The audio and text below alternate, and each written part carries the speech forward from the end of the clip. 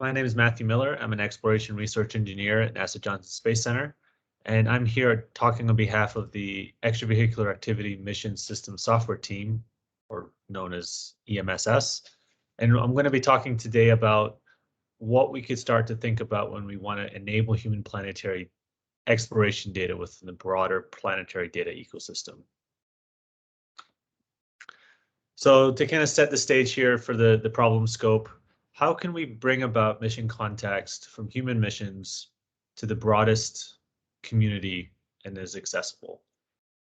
For the last many decades, robotic planetary missions have incrementally built towards ensuring data capture and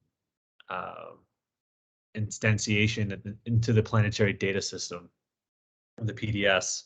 But as we start to think about boots back on the moon and eventually Mars, like what are we going to start doing when it comes to handling human exploration mission data, particularly the science data that we're going to capture in these missions, captured via extravehicular activity or spacewalks? And so I wanted to kind of open with that question and to think about it and really just start the discussion today with this presentation. And to put it in context, one of the guiding documents that has just been released at the end of last year that I wanted to point everyone to is the extravehicular activity, the exploration extravehicular activity, XEVA concept of operations document. And the citations at the end of this presentation.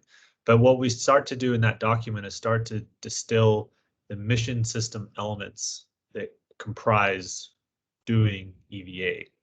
And from that standpoint, we've been starting to work on building software tools that can enable this system to execute the mission successfully. And that brings us to EMSS scope. And so within the Flight Operations Directorate, we've been really thinking hard about what would it mean to make and enable the EVA community to fully understand what has happened, is happening, and is planned to happen during the EVA. And we're arguing that this is thereby creating mission context. Can we have a capture of all the data such that when you revisit that data, you have the mission context, you have all the disparate data sources in one place so that you can piece together the questions that you might have at the time. So the remainder of this presentation, I'm going to briefly talk about some of these core components, and some of these core components are shown here in this diagram. It would be NASA without a bunch of acronyms, but we'll get into what these are specifically. But think of these as software tools that work in an ecosystem that share data amongst each other in ways that enable the mission to be successful. And we do this by primarily sharing data via horizontally integrated data sets, and I'll get into a little bit more of that. And I wanted to point you to the citations here for what we presented in the past at the Lunar Surface Science Workshop that jumps into a little bit more detail on these documents and strategies. So we'll touch on some of this. So to start with, I wanted to introduce you to the Collaborative Operations Data Activation Tool, or CODA. And here's a latest incarnation of this tool. And as you can see from one of the more recent SpaceX docking events, we've got an integrated platform here where we're pulling from the mission data sources from ISS and feeding it through via time-synced data. And so you can see the two video streams that we have and the various other downlinks that currently come off of ISS. You've got handheld still imagery coming in from crew taking photographs of this event. You've got actual telemetry of the space station and knowing where it is on the Earth. And then at the bottom, you've got this horizontally integrated timeline that shows all these data feeds, what is available, and organizes it in time. And you can quickly navigate through this window to get to these different events, and you can toggle through different data sources as you wish. And so it gives you this consolidated view of disparate data sets with any potential number of telemetry feeds. We've been slowly building up our capacity to pull in data feeds from various systems on station.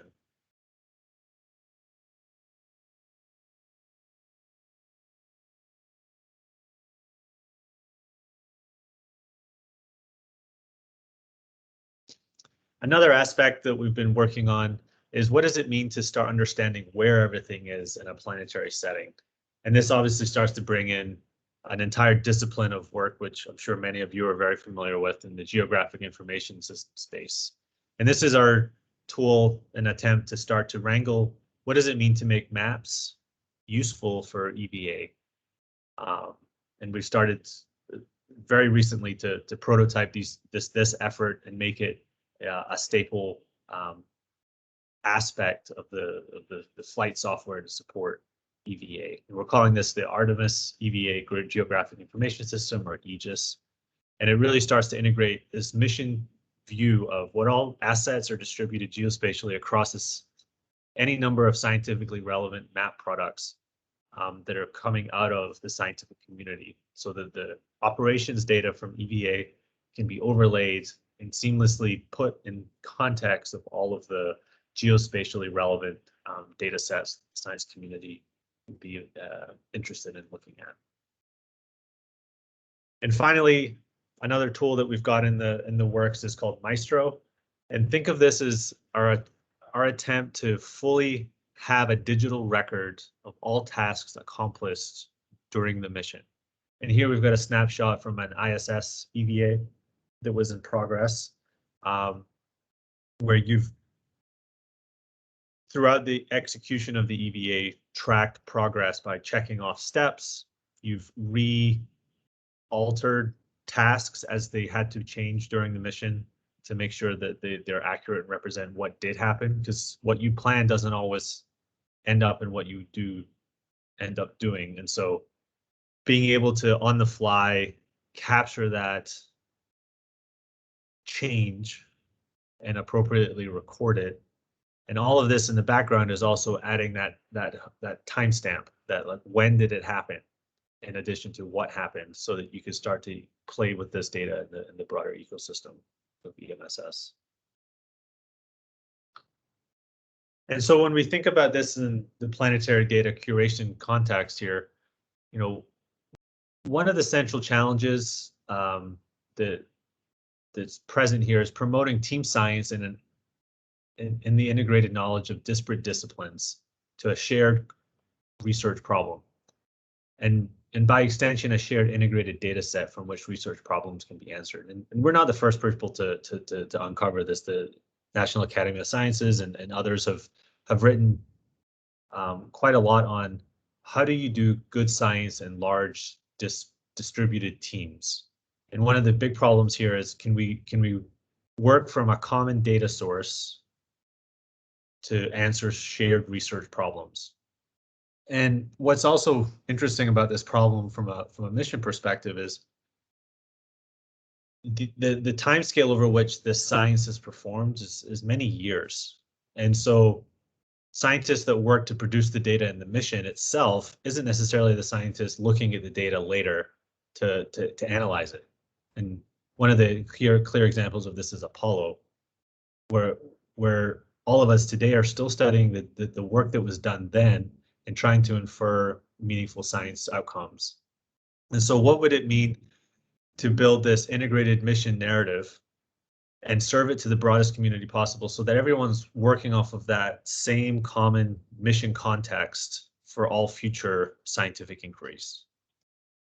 And one exemplar of this work is captured here in this Apollo in real-time tool that one of our core software developers on EMSS, Ben Feist, built, where from Apollo, he was able to manually go back and scrub all of the disparate data sets, the video, the audio, the transcripts, cull all of the scientific journal repositories, and piece together post-mission all of this into an integrated vantage point. And as you can see here, you know, the moment a sample was captured in the mission context, you can immediately have access to all of the subsequent data that was produced from that sample, from the curation information of that sample to the papers that have been published ever since that sample was brought back to Earth and analyzed in various lab spaces. And so can you have a portal like this that pulls together the key elements of what was talked about when that sample was collected? Why was it sampled?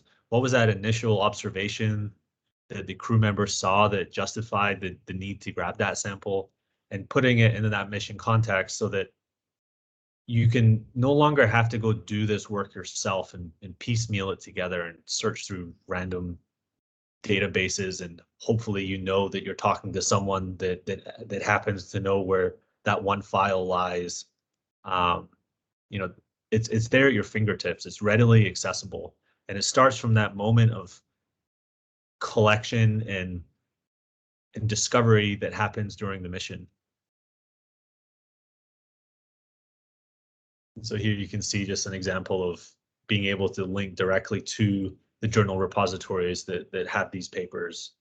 And so you've got everything baked into this mission context for easy consumption, so that you spend less time looking for data and more time asking questions that are scientifically meaningful.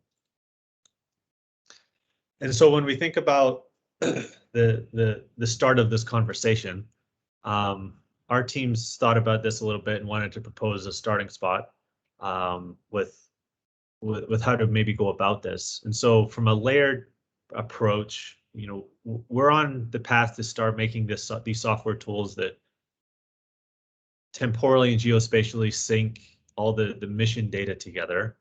And so what does it mean to start bringing in the broader community to that core mission data? And from the level 1 perspective, we see a sort of an immediate need to support the collection of data and metadata for principal investigator use on that mission, whether it be an engineer or scientist or whoever, prioritizing getting the data to make the mission successful by also making these PIs successful in what they're trying to achieve. And then from a level 2 perspective, thinking about, okay, well, can we pull together that data and metadata, and then think about, okay, well, what does it mean to store and expand into a broader accessible repo, so to speak, whether it's the PDS or a broader planetary data ecosystem resource. We could think about sort of relaxing that and expanding it to a broader community. Level 3 is here, where we can start to think about bringing in with all the sort of assumptions of level 1 and 2, and putting in the hook so that you're compatible across disciplines within the mission or other data sets, so engineering or scientific systems that you can start to play with. So this is really where the data is served in a way that is readily accessible for custom APIs to query and pull in as needed to do whatever sort of analysis that you would like to do. And then level 4 kind of pulls it into the broadest sense of the word, open, where you've got these universal data standards, and you've got a globally understood data set with metadata across missions that's open to the public. So this is really the trying to get this data out to the broadest community possible, who can then immediately jump into the data and not have to become an expert in just understanding how the data is structured. It's much more consumable from this mission context vantage point to navigate.